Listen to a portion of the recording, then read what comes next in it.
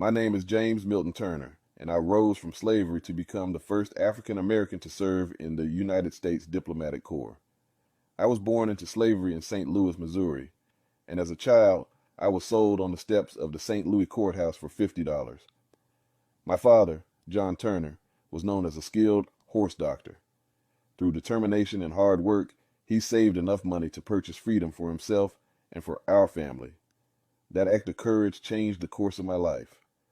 At 14, I attended Oberlin College in Ohio for a brief time, but after my father's death in 1855, I returned home to help support my family. I continued my education at John Berry Meacham's Floating Freedom School, held on a steamboat along the Mississippi River to avoid Missouri's law banning the education of black people.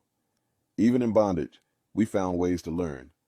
When the Civil War began, I enlisted in the Union Army and served as a body servant to Colonel Madison Miller.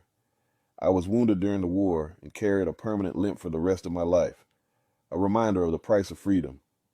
After the war, I devoted myself to education and political advancement for my people. Appointed Assistant Superintendent of Schools in Missouri, I helped establish 32 schools for black children. I also assisted in founding the Lincoln Institute in Jefferson City, today known as Lincoln University, the first institution of higher learning for African Americans in the state. Education, I believed, was the foundation of true freedom. As a member of the Radical Republicans and a leader in the Missouri Equal Rights League, I used my voice to advocate for equality. In 1871, President Ulysses S. Grant appointed me Consul General to Liberia, making me the first African American to serve in the U.S. Diplomatic Corps.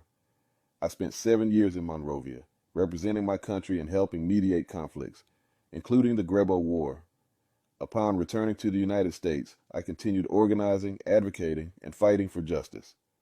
I supported black refugees fleeing violence in the South, aided the exodusters migrating to Kansas, and promoted black homesteading in Oklahoma.